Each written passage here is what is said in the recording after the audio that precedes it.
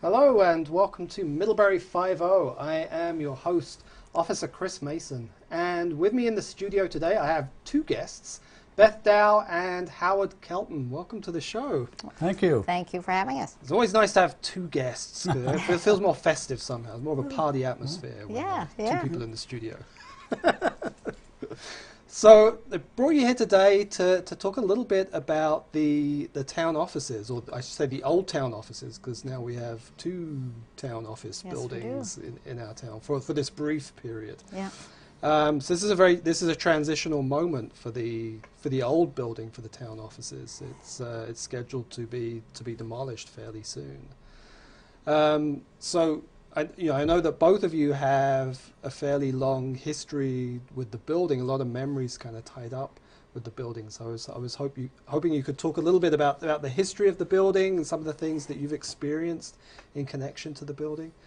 So what is your history with the building? What is your connection to it, Beth?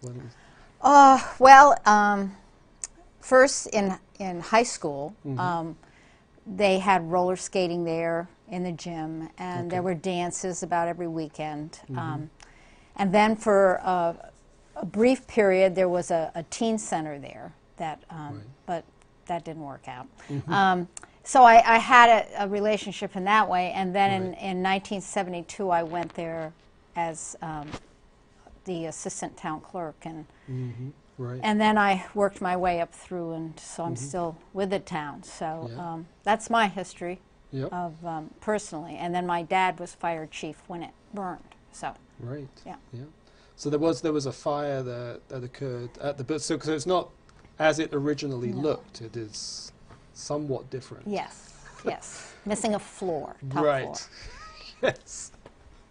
So what's your history with the building? Well, my history, Chris, is I went to high school there for the first 3 years of my high school career.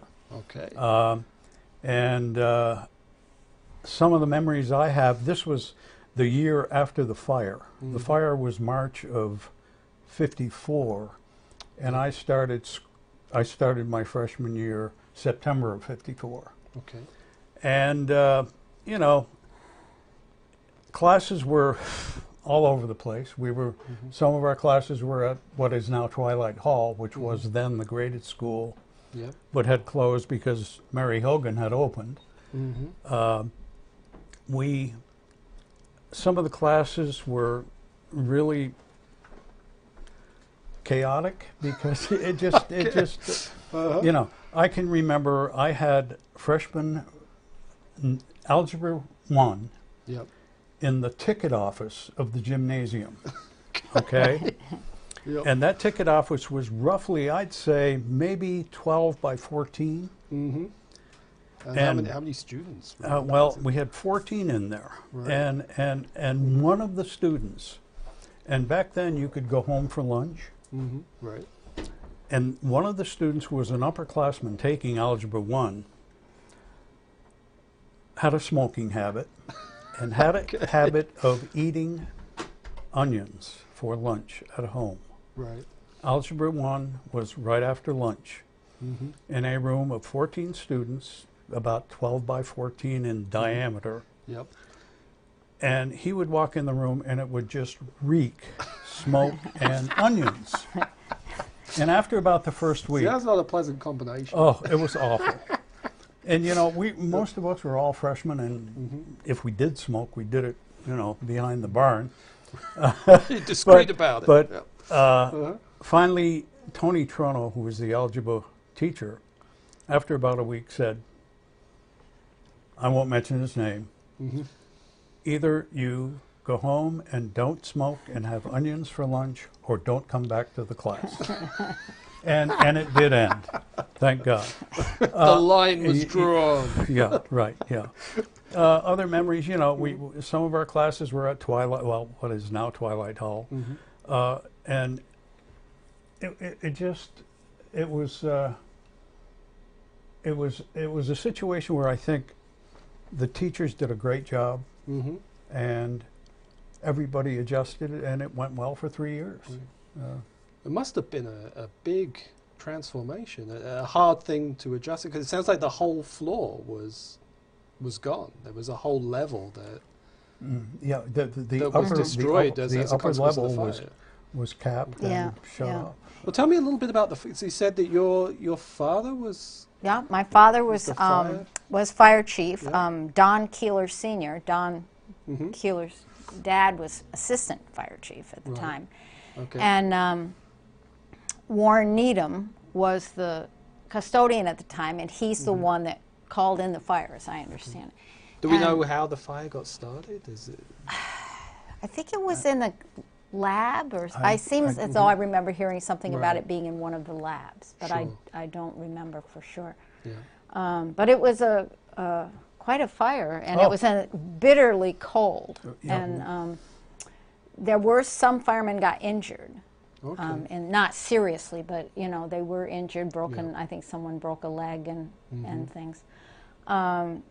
So that's what I was only 3 at the time of the fire, so I don't yeah. remember hearing a lot about it. My husband's aunt was a senior when it burned, and Right. she tells about after the fire going back in and trying to get some textbooks out, but the fire department found out and booted them out, so Yeah. they couldn't go back in. But- Right. It must have really changed the atmosphere of the place dramatically, kind of Oh, before yeah. and after. I think it really affected the whole town. Yeah. Every student was from Middlebury. Mm-hmm. It wasn't unionized then, and it just it hit almost every family in town. I can still remember seeing the glow in the Right. sky Mhm. from the fire. Yeah. Well, I would imagine that a fire of that magnitude in Middlebury, you could probably see it from Yes. pretty From much anywhere. anywhere Yeah. in town. Yeah. Yeah. Yeah, it was a clear, cold night, and Mhm. Yeah. Right. Yeah. So the firefighters that got hurt, they were the only people to get injured in the fire. There wasn't anybody trapped in the building or anything like that. No, that was because it was at night, and the night Right. watchman, Warren found it, and I almost think he might have been one of the ones injured, but I can't remember for sure. Right. Yeah. But our current custodian at the town office is Eric Kennison. His dad was one of the firemen Yep. at the time also. So, so you get a lot of stories. I don't know Yeah. if they all Yeah. match, but but a lot of Yep. memories from different people. For sure. For sure. So it carried on as a school for a little while after that. So it was for well, 3 years. yeah, For 3 yeah, years. here and there where they could stick class, and some classes were at the college too. Well, weren't they? until they repaired what was there. Yeah. Classes were at Monroe Hall at the college, okay. and I think the Mary Hogan opened in February of 55. Okay. So then students could move back into what is now Twilight Hall, get out of Monroe, and the high school had been repaired, and that is the way the situation was for the next 3 years. Yeah. So and I was there for those 3 years. Mhm. Right. Yep. So I know you brought in your yearbook. Yes, a yearbook of the class of 1957, which your aunt was in. Yeah, Joyce yeah. Turner. Yeah, and there are some pictures. I think you can see them. Up on the right is the day after the fire. Looks pretty well damaged. Yeah, you can see some of the devastation there Yeah, on the yeah. upper floor. And for sure. the bottom of that page is the repaired structure. You can see that the top had been capped, and Yep. the first floor there was a floor underneath, which was the shop, and then just the first floor was classes. Yep. To the left on that page is the entrance to the old gymnasium, which was built in 1939. Okay. And I don't recall, but I don't think that was damaged during the fire. I don't believe it was. I don't no. think it was. It was just the main building. So that's pretty much, the way, the bottom picture, the way it looked for us for 3 years while I went to high school there. Yeah. So you said the basement was a shop? Yeah, there, industrial arts. Right. Was downstairs in the basement. Yeah. All right. Yeah. Mm-hmm. Well, I know there was a period when the police department was in the basement of the town offices. Oh, yes. Just before my time, I think. I think they moved into the new building just a few years before I joined the police department. Yeah. But I got to take a tour of the basement. Mm-hmm. It wasn't pretty. I was going to say, that was a real treat, wasn't it? All right. Yeah. It felt a little bit like walking through the set of a horror movie. Yes, It whenever had that feel whenever about I it. had to go down in the basement to a storeroom, I always let everybody know I'm going downstairs, so if I don't come back up anytime soon, you need to come look for me. Yeah, it was one of those places where you kind of expected something to jump out at you every time you turn the corner. Well, there were snakes that I know I almost think Bonnie could tell you about snakes down there. Right. Well, she's been dispatching and she's been working with the police department for a lot of years. Yeah, decades. She started the year before I did, so she started in '71 and I started in '72. So the police department was actually in several places there. It started out upstairs in the very early days, and then it was downstairs in the basement. Then it came back up to the main level. Then it went back downstairs to the basement before it went to the new one. Yeah. So they kept trying it out on the main level, but they probably too badly behaved. And there was too much ruckus. Push them back down into the basement. Yeah. So. But I remember it being very, very dark and very dank, also very damp. Oh yes, yes. Pools of water lying around, and oh yeah. There were some windows kind of on the upper part of the walls, but not a lot of light coming in. No, not at all. And some of the inner offices didn't have any windows. So. Yeah. So you've been working in that building since you said 1972. Right. I did leave for a few years in the 80s. Right.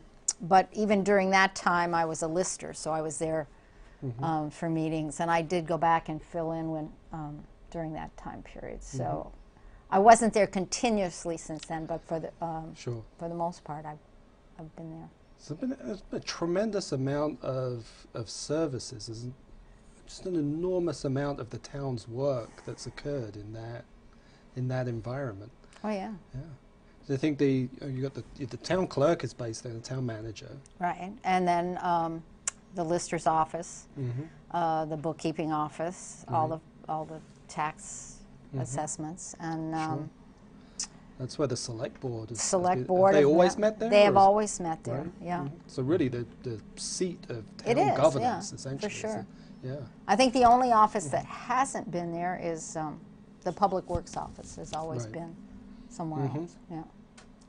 Yeah. But, and then there were other agencies that had offices in there for many years. Home Health started there. Counseling Service had offices in there. Oh, I had no idea the counseling service was in there. Not the whole thing, but they did have offices in there. Yeah. The Superintendent of Schools offices were in there. And let's see, who else was in there? Addison County Community Trust was in there. Addison County Community Action, which is now Hope, they were in there. So. Right. That's a lot of organizations. Yeah. And downstairs is what? The teen. You mean the teen center? Yeah. What was downstairs? In the gym or in the main building? No, in the gym, under the gym. Well, that was the community action group. And on Rush Shoals, there was the Rush Shoals Senior Center. Senior Center. Senior Center. Yeah. And I think that's been there all the way up until the end. I think. Yeah, I think it. Yeah. Right. Yeah. And the teen center was down there until very recently, and now they've moved into the warming hut now. Yeah. It's amazing the changes. For sure. Yeah. Whenever I went to the town offices when they were there, you'd walk in and that's where I had Latin. That's where I had English. Oh, we heard that. That's where I had world history. We heard that all the time. That's where the principal's office was. Yeah. Yeah. Do you ever get sent to the principal's office, Howard? Yeah. It seemed like a memory. It seemed there was a vivid quality Yeah. about when you said that's where the principal's office is. Yeah. But you know, it was it happened, and everybody adjusted. And then when we were the first class in the new high school, we thought we had died and gone to heaven. I mean, it was just... That's kind of like the way we feel now in our new offices. Right, yeah, exactly. Yeah, exactly. Yeah. Right. Yeah. So it was a brand spanking fresh new building Brand new, when and you it moved was into it as a senior. Yeah, and then, you know, it became unionized. So we had kids from Cornwall, Shoreham, Bridport, Weybridge. So the class sizes got big all of a sudden. For sure. Bigger, must I say. Was that a difficult transition? No, not at all. Was there tension between the... No, I don't remember any. Right. Actually, it was great. You know, a lot of those kids played sports, so it helped add to the sporting teams. I think it went very well. Yeah. So did they... It sounds like they must have been working on the building prior to the fire, is that? Or No. So it was really the fire that prompted the building of the new facility. Yeah. Right. Yeah, I think probably, I don't think they broke ground on the new high school, I wouldn't think before 56, somewhere in that area. That would make sense, yeah. Right. But was that a difficult process? Do you remember? No, I don't recall that it was. I mean, something had to be done, obviously. They couldn't continue the way they were here. Sure. And it really, when they unionized, I think it brought money in from other towns, which made it a lot easier. So that makes sense. Yeah. So the transition out of the town offices. I mean, you obviously you have a lot of history with the building. Howard, is where you went to school for 3 years. But you've been your career. Well, I think I've spent more time in that building than anybody. Right. Over the years. Probably not. Yeah. That's got to be a very dramatic transition for you. It was very emotional as we were packing up and thinking about leaving. But I'm over it. But for a few days there, it was hard. But and it still is, because it looks so sad now. When you think about what a grand building that must have been when it was built. Was it 1911? 1911, yeah. I mean, that must have been a very impressive and a big deal for the town to build a building that size. I have no doubt. Yeah. Well, even now, I think there's a beauty to it, and I know a lot of people don't like the building. They feel like it's kind of ugly, and I can see that, but the brick of it and the solidity of it, there's a certain appeal there. Yeah. You're shaking your head there. Yeah, I don't see it that way. No. Well, there are features. I think it's grand not the whole as a whole, right. but the rounded, the curved windows, in the front, and so there are features that are still there of the old building. Yeah, I mean, it has a somewhat institutional quality to it, the way that it's kind of put together. So in a way, I almost think the gymnasium is a more attractive structure than maybe the original school was, but with the pillars and all that. So, but they're going to preserve a lot of it. Some of the features will be saved and used, and they're going to incorporate them into other buildings. The cornerstones are going to be somehow worked into the new park, and there is a time capsule in there. There is? Yes. Does anybody know where it is? Yes, they do. They do, and the college is going to work on finding it, and it's behind the cornerstone of the gym. All right. And do you know when it was? It was put in there.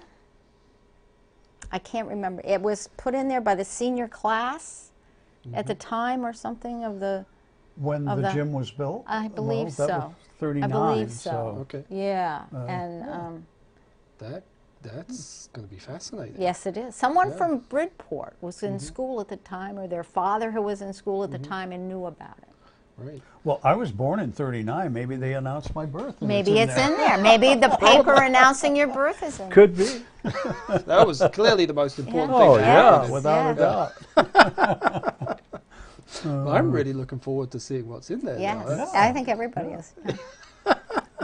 They need to film that. They need to have a they need a televised gala event. When Hopefully they open it had up something and secure enough so it isn't all just dust Right. and stuff Yeah, when we right. open it up. Yeah, you know? that would be kind of It's like disappointing. just pour it out. Right. Yeah.